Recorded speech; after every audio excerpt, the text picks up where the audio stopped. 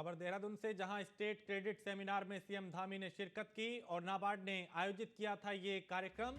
नाबार्ड के क्षेत्रीय कार्यालय में यह आयोजन हुआ और मंत्री गणेश जोशी और धन सिंह रावत भी इसमें मौजूद रहे। तो नाबार्ड ने आयोजित किया था स्टेट क्रेडिट सेमिनार, जिसमें मुख्यमंत्री पुष्कर सिंह धामी, गणेश जोशी और धन सिंह रावत भी मौजूद हुए।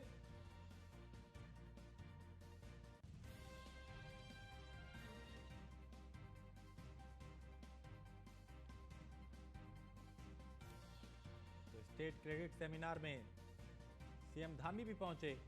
नाबार्ड ने यह सेमिनार आयोजित किया और नाबार्ड के क्षेत्रीय कार्यालय में यह आयोजन हुआ, जिसमें गणेश जोशी और धन सिंह रावत के अलावा मुख्यमंत्री भी शामिल हुए।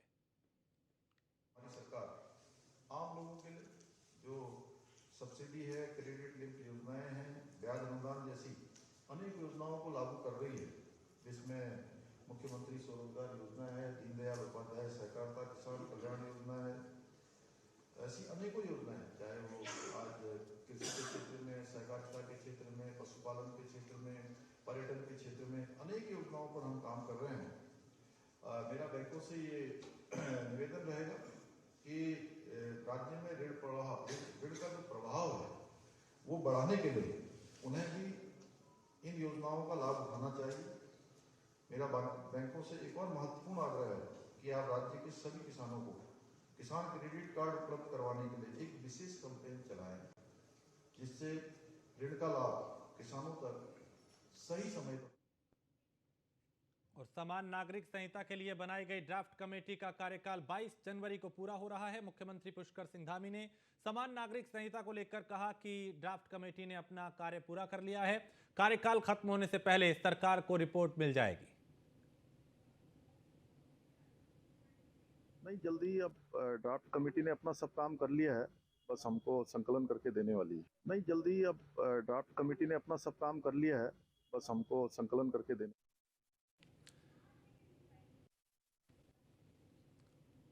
और भगवान राम के मंदिर को लेकर पूरे देश में जश्न का माहौल है। उत्तराखंड के सीएम पुष्कर सिंह धामी ने कहा, 22 जनवरी को लेकर लोगों का 500 साल का इंतजार खत्म हो रहा है और भगवान राम के मंदिर में विधिवत प्राण प्रतिष्ठा, पूजा अर्चना होगी।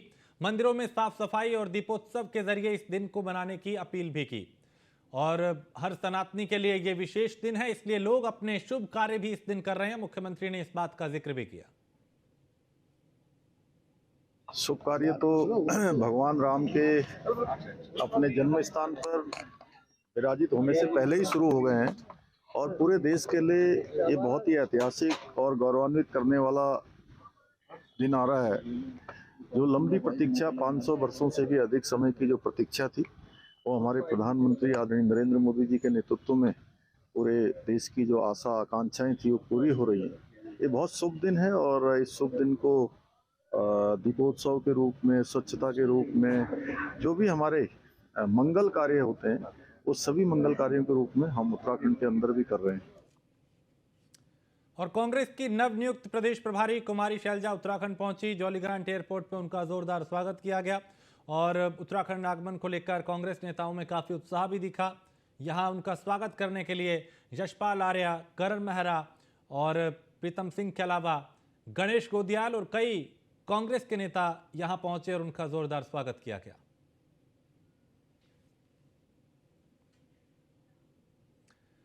देहरादून में आयोजित हुए ग्लोबल इन्वेस्टर समिट के तहत मुख्यमंत्री पुष्कर सिंह धामी के प्रयासों को बड़ी सफलता मिली है। जिंदल समूह ने, यानी जो जिंदल समूह है, उसने अल्मोड़ा में पंप स्टोरेज प्लान के तहत 800 करोड़ रुपए का अपना पहला प्रपोजल साइट आइडेंटिफिकेशन के लिए भेज दिया है। और सचिव ऊर्जा आर मीनाक्षी सुंदरम ने बताया कि जिंदल समूह द्वारा कुल 1500 करोड़ रुपए का एमओयू किया गया था। इस क्रम में 800 करोड़ रुपए का पहला प्रपोजल भेजा गया है, जिसे ऊर्जा विभाग के सेल द्वारा जांचा जा रहा है और जल्द ही इसे अंतिम रूप दिया जाएगा। जिंदल ग्रुप ने हमको 1500 मेगावाट की पंप स्टोरेज प्लांट परियोजना प्रदेश में लगाने को लेकर के और टोटल लगभग 15,000 करोड़ के इन्वेस्टमेंट के लिए प्रपोजल दिया था। उसके प्रथम चरण के रूप में उन्होंने अपना 800 मेगावाट की परियोजना प्रदेश में लगाने के लिए एप्लीकेशन दे चुके हैं और इस परियोजना के ड्यू डिलिजेंस जिंदल ग्रुप के जो इनसाइड लोग हैं उन्होंने कर दिया है अब हम ऊर्जा सेल के माध्यम से उसकी ड्यू डिलिजेंस कर रहे हैं और यदि उसकी वायबिलिटी ठीक पाया जाता है तो डेफिनेटली हम लोग उसको अलॉटमेंट करेंगे। देखिए, जैसे जैसे हम लोग सौर ऊर्जा या दूसरे हाइड्रो पावर प्रोजेक्ट्स में जा रहे हैं, हाइड्रो पावर प्रोजेक्ट्स में सीजनल वेरिएशन रहते हैं और सौर ऊर्जा में डेली वेरिएशन रहते हैं। नॉर्मली हमारी इवनिंग के टाइम में ज़्यादा रिक्वायरमेंट होता है, जो हमारे पीक डिमांड है वो इवनिंग में होता है, और सौर ऊर्जा परियोजना इवनिंग में एनर्जी जनरेट नहीं करता है। इसलिए पंप स्टोरेज प्लांट बहुत अहम है। इसमें पंप स्टोरेज के प्लांट के साथ साथ सौर ऊर्जा परियोजना भी लगाया जाता है। दिन में जो सौर ऊर्जा से एनर्जी जनरेट होगी, उसी एनर्जी को यूज़ करते हुए शाम को पंप स्टोरेज प्लांट में पंप किए जाएंगे, जो लोअर स्टोरेज टैंक से अपर स्टोरेज टैंक में जाएगा और उससे बिजली उत्पादन होगा। इस कारण से हम लोग जो डे टाइम में एक्सेस अवेलेबिलिटी ऑफ एनर्जी है उसको हम पीक डिमांड को मीट आउट करने के लिए यूज़ कर सकते हैं। अभी इसकी प्रथम बोर्ड मीटिंग में बोर्ड के लिए कुछ प्रायोरिटीज़ तय किए गए हैं। बोर्ड अभी चूँकि ये एकदम नया एंटिटी है और उसमें बोर्ड के जो ढांचा है वो विधिवत अभी नहीं बना है, उसको बनने में थोड़ा सा वक्त लगेगा। इसलिए अभी हम धीरे धीरे प्रोजेक्ट्स को टेकअप करेंगे। अभी वर्तमान में जो सौंपे गए प्रोजेक्ट्स हैं वो भी काफ़ी बड़े बड़े प्रोजेक्ट्स हैं।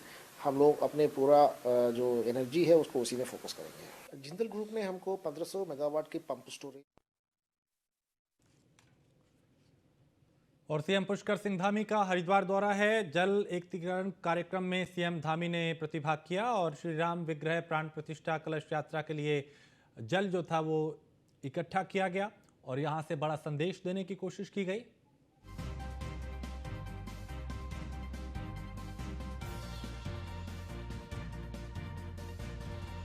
श्री राम विग्रह प्राण प्रतिष्ठा कलश यात्रा के लिए जल एकत्रीकरण हुआ और सीएम पुष्कर सिंह धामी हरिद्वार पहुंचे।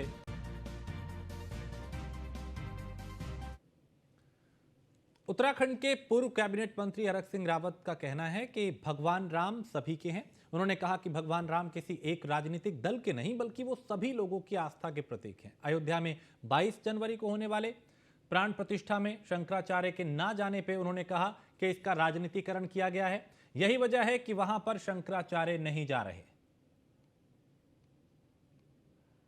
जब राम जन्मभूमि का आंदोलन चला था तो मैं गढ़वाल का संयोजक था राम जन्मभूमि आंदोलन का। उस समय राम जन्मभूमि आंदोलन का संयोजक बनने के लिए कोई तैयार नहीं होता था, तो मुझे बनाया गया। मैंने हरिद्वार से लेकर जोशीमठ तक राम ज्योति, अस्थि कलश यात्रा, शिला पूजन, सारी यात्राएं हमने निकाली। मैं 1 महीने देहरादून जेल में राम जन्मभूमि आंदोलन में देहरादून जेल में रहा हूँ और उसके बाद मैं पौड़ी जेल में चला गया था। मैं पूरे परिवार के साथ हमने अयोध्या में भी राम जन्मभूमि को लेकर संघर्ष किया। आप सोचो ना, जिस कार्यक्रम से देश के चारों शंकराचार्य जिस कार्यक्रम से दूर रह रहे हों, इससे बड़ा दुर्भाग्य नहीं हो सकता कि हमने राम, इस समय तो ऐसा होना चाहिए था कि शंकराचार्य जी के नेतृत्व में पूरे देश के अंदर एक भव्य कार्यक्रम होना चाहिए था। राजनीति से ऊपर उठकर ये केवल भगवान के सबके हैं, किसी भी दल का व्यक्ति हो, कांग्रेस हो, बीजेपी हो, कम्युनिस्ट हो। और बागेश्वर के सरयू संगम पे स्थित सुप्रसिद्ध बागनाथ मंदिर में मकर संक्रांति के अवसर पर सुबह से ही श्रद्धालुओं की भारी भीड़ देखी गई। सुबह से ही दूर दराज से पहुंचे श्रद्धालुओं ने आस्था की डुबकी लगाई और भगवान बागनाथ का जलाभिषेक कर विधि विधान के साथ पूजा अर्चना की। मकर संक्रांति पे संगम पे लगने वाले इस उत्तरायणी मेले का वर्षों पुराना इतिहास है। श्रद्धालुओं की सुविधा के लिए मेला समिति ने नदी के तट पे स्नान घर बनाए। उस समय भगवान के जागरण रूप में अपना रूप देने और माता पार्वती का गाय के रूप में देने के कारण इसका नाम जागेश्वर पड़ा और आज इसी रूप में जो है इस लिंग की यहाँ पर पूजा की जाती है। यह मकर संक्रांति जो पर्व होता है, सूर्य के मकर राशि में प्रवेश करने के कारण यह पर्व जो है मनाया जाता है। विशेष रूप से क्षेत्र का महत्व इसलिए भी है, इसको उत्तराखंड की काशी भी कहा जाता है क्योंकि प्रयागराज में त्रिवेणी है, वैसे यहाँ भी अध्यक्ष सप्तशती के रूप में माना जाता है। सरयू गोमती अध्यक्ष सप्तशती और सामने बिंदु माधव मंदिर है और वहाँ पर और उत्तराखंड पुलिस यातायात के नियमों को लेकर लगातार सख्त होती हुई नजर आ रही है। जहां एक तरफ उत्तराखंड में सोमवार से सड़क सुरक्षा माह की शुरुआत की गई, वहीं यातायात पुलिस के द्वारा मॉडिफाई की गई गाड़ियों पर भी कार्रवाई की जा रही है। यातायात पुलिस भी इस पर कार्रवाई कर रही है और सर्वेश कुमार पवार ने बताया कि मोटर व्हीकल एक्ट के अनुसार सभी गाड़ियों के लिए नियम है कि किसी भी गाड़ी की मॉडिफाई नहीं किया जा सकता। जो ऐसा कर रहे हैं उनके खिलाफ कार्रवाई की जा रही है। देखिए, इसमें जो आपका मोटर व्हीकल एक्ट है, इसकी सेक्शन 54 क्लियरली कहती है कि आप किसी भी वाहन को ऑल्टर नहीं कर सकते। जो भी शर्तें होती हैं, उसकी जो ओरिजिनल चीज़ें होती हैं, तो कोई भी इस तरीके का मॉडिफिकेशन जो मोटर व्हीकल एक्ट के वायलेशन में है, रेट्रो साइलेंसर भी उसी में आता है। उसी के मद्देनजर पहले दिन में भी ट्रैफिक पुलिस द्वारा लगातार इसमें कार्रवाई की गई है। आज भी जो पिछले लगभग 4-5 माह से हमारे पास जो हमने कार्रवाई की रेट्रो साइलेंसर के लिए, उसमें हम आज हमने रजिस्टर करने क्रांति के मौके पे पुलिस, नगर निगम और तहसील प्रशासन ने संयुक्त रूप से मिलकर त्रिवेणी घाट पे स्वच्छता अभियान चलाया। इस दौरान टीम ने करीब 3 क्विंटल से अधिक कचरा इकट्ठा कर डंपिंग ग्राउंड भेजा। मौके पर पीटीसी नरेंद्र नगर के करीब 300 प्रशिक्षु भी स्वच्छ अभियान में शामिल हुए। उसमें कुछ जल जीवन मिशन में कुछ जो छोटे लाभार्थी उनके बारे में आई है, कुछ समस्याएं हैं जो पुनर्वास से संबंधित हैं, कुछ जो आपदा के कुछ जो बारिश में कुछ डैमेजेस हुए थे उसमें जहाँ अभी भी छूटे हुए कुछ कार्य हैं उसके बारे में लोगों ने मांग पत्र प्रस्तुत किए हैं। इसमें कई ऐसी शिकायतें हैं जो कि डिपार्टमेंट्स के द्वारा निस्तारित की गई हैं, कुछ ऐसी हैं जिनको हम लोग आगे भी परस्यू करेंगे। इसके साथ ही माननीय मुख्यमंत्री सीएम हेल्पलाइन जो है उसका भी रिव्यू किया गया और उसमें भी सभी अधिकारियों को निर्देशित किया गया कि वो शिकायतकर्ता से खुद पर्सनली फ़ोन पर बात करें। का पर्व है, साथ ही उत्तरायणी भी है और एक देश में उत्सव का माहौल भी है, और इसको देखते हुए जो स्वच्छता का जो संदेश है त्रिवेणी घाट से यहाँ पर पुलिस प्रशासन और जो भी हमारे स्वयंसेवी लोग थे सबके साथ मिलकर त्रिवेणी घाट की 5 सफाई का अभियान किया गया। साथ ही इसमें मंदिरों में भी क्योंकि बहुत ज़्यादा टूरिस्ट आते हैं और वो भी यहाँ पर गंदगी छोड़कर या पॉलीथीन वगैरह छोड़कर आते हैं, जागरूकता का मैसेज भी जाता है।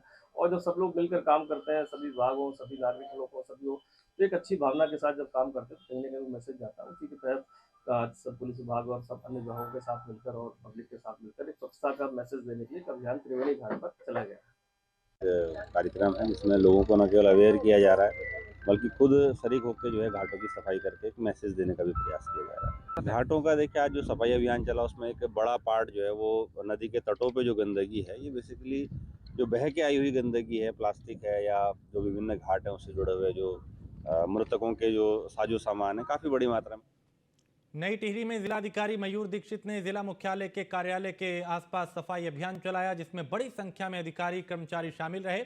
डीएम ने खुद भी सफाई का मोर्चा संभाला, जगह जगह जो कूड़ा था उसको इकट्ठा किया और ये सफाई अभियान आगे भी जारी रहेगा। मंगलवार से दीवारों पर वॉल पेंटिंग का कार्य भी शुरू किया जाएगा। आज कलेक्ट्रेट के आसपास, सीएमओ ऑफिस के आसपास जहाँ पे भी गंदगी थी सभी अधिकारियों के साथ सफाई अभियान चलाया गया और ये आगे अगले 7-8 दिन तक लगातार जारी रहेगा और उसके बाद भी जारी रहेगा।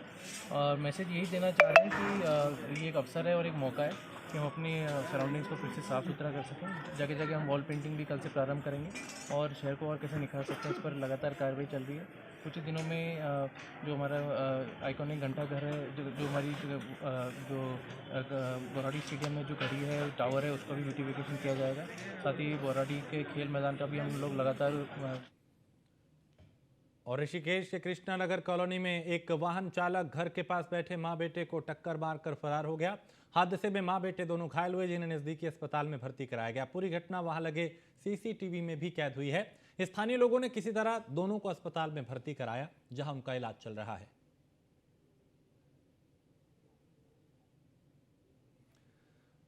उत्तराखंड में गुलदार का आतंक थमने का नाम नहीं ले रहा। मामला नानकमता का है, जहां रविवार शाम चारा काट रही मां के सामने ही खेत में खेल रहे 4 साल के मासूम को गुलदार ने मार डाला, जिसके बाद क्षेत्र में हड़कंप मच गया। सूचना पर वन विभाग और पुलिसकर्मी मौके पर पहुंचे, शव को पोस्टमार्टम के लिए भेजा और अब बच्चे की मौत के बाद परिवार में मातम पसरा हुआ है।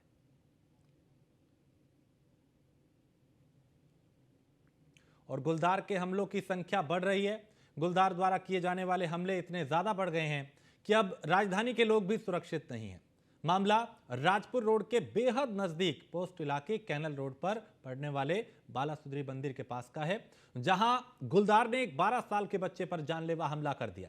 घटना के बाद घायल अवस्था में बच्चे को अस्पताल में भर्ती कराया गया। साथ ही घटनास्थल पर वन विभाग ने पिंजरा लगा दिया ताकि इस गुलदार को शिकंजे में लिया जा सके।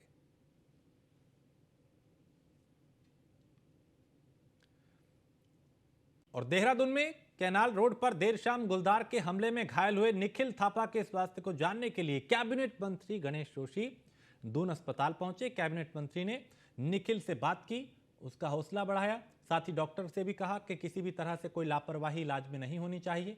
आर्थिक तौर पर मदद के रूप में 20,000 रुपये तत्काल दिए गए, जबकि 80,000 रुपये दिए जाएंगे।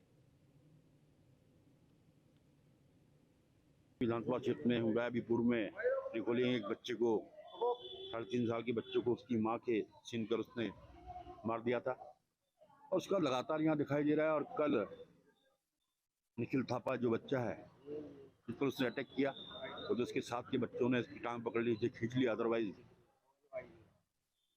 इसको भी वो खा जाता। आज मैं उसकी हालत पूछने के लिए यहाँ पर आया हूँ और ईश्वर की कृपा है कि वो स्वस्थ है। उसकी प्लास्टिक सर्जरी होगी और शासन द्वारा घायलों को जो वर्ष के द्वारा मुआवजा दिया जाता है उसको 20,000 रुपये दे चुके हैं। 80 रुपये देने के लिए यहाँ जो संबंधित क्षेत्र। प्रदेश में आज से 34वें सड़क सुरक्षा माह का विधिवत शुभारंभ किया गया। सड़क सुरक्षा माह 15 जनवरी से लेकर 14 फरवरी तक पूरे प्रदेश में चलेगा। एसएसपी अजय सिंह ने पुलिस लाइन देहरादून से इंटरसेप्टर गाड़ियों को हरी झंडी दिखा के रवाना किया। बेसिकली सड़क सुरक्षा माह है जो 15 जनवरी से 14 फरवरी तक आयोजित होगा। इसमें प्रदेश भर में अलग अलग कार्यक्रम आयोजित किए जाएंगे ट्रैफिक पुलिस के द्वारा, जिसमें अवेयरनेस के मेनली हमारा फोकस अवेयरनेस पे रहेगा। इसमें स्कूल्स, कॉलेजेस और जितने भी हम हर वर्क को इसमें कवर करने की कोशिश करेंगे, जिसमें हम ट्रैफिक नियमों के बारे में, उनके अवेयरनेस के बारे में अलग अलग कार्यक्रम आयोजित करेंगे। उसके अलावा हम पेंटिंग्स, ऐसे और अलग अलग तरीके की प्रतियोगिताएँ भी जो है बच्चों के बीच में आयोजित करेंगे, जिसमें बाद में उन्हें प्रोत्साहित करने के लिए कैश रिवॉर्ड भी दिया जाएगा। इसी संदर्भ में, इसी सड़क सुरक्षा माह के संदर्भ में आज इसका शुभारंभ किया गया एसएसपी सर द्वारा।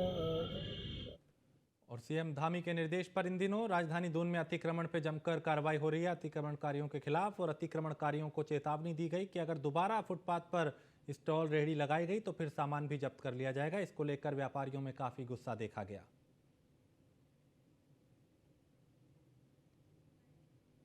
हमारा ये ग्लोबल इन्वेस्टर समिट हुआ था तो उस समय पूरे शहर को बहुत ही सुंदर और स्वच्छ बनाया गया था। साथ ही साथ जो अस्थायी रूप से अतिक्रमण था उसको भी हटाया गया था और उसके बाद देखा गया कि शहर की यातायात व्यवस्था आम जन को कम असुविधा हो रही थी, क्योंकि इस तरह से जब अस्थायी अतिक्रमण होता है तो कहीं ना कहीं ट्रैफिक जाम की समस्या रहती है। उसको देखते हुए संयुक्त टीम जो है जिलाधिकारी महोदय द्वारा इस पर सभी विभागों के साथ, पुलिस को लेकर और ट्रैफिक को लेकर अन्य विभागों के साथ एक संयुक्त अभियान 5 जून को शहर में डिवाइड करके अभी चलाया जा रहा है। 13 रोड्स पर है, कल जैसे पलटन बाजार में भी शुरू किया गया, क्योंकि अतिक्रमण ऐसी चीज़ है कि वो लगातार जब तक उसको ना हटाया जाए या अस्थायी रूप से उसको जो लगे उनको नहीं हटाया जाएगा तब तक यातायात व्यवस्था और आम जन को भी बहुत असुविधा इसमें हो रही है। तो देखते हुए शहर की सुंदरता बनी रहे, ये अभियान शुरू किया गया। ये अभियान निरंतर चलता रहेगा जब तक कि अस्थायी रूप से सारे अतिक्रमण को हटा नहीं दिया जाए। और आम जनता की समस्याओं के समाधान के लिए टिहरी के जिलाधिकारी हर सोमवार को जनता दरबार लगाकर उनकी समस्याएं सुनते हैं। जनता दरबार में लोग जिन समस्याओं को लेकर पहुंचते हैं उनका मौके पर ही समाधान करने की कोशिश की जाती है। आज भी कई शिकायतें उनके पास इस जनता दरबार में लोग लेकर पहुंचे।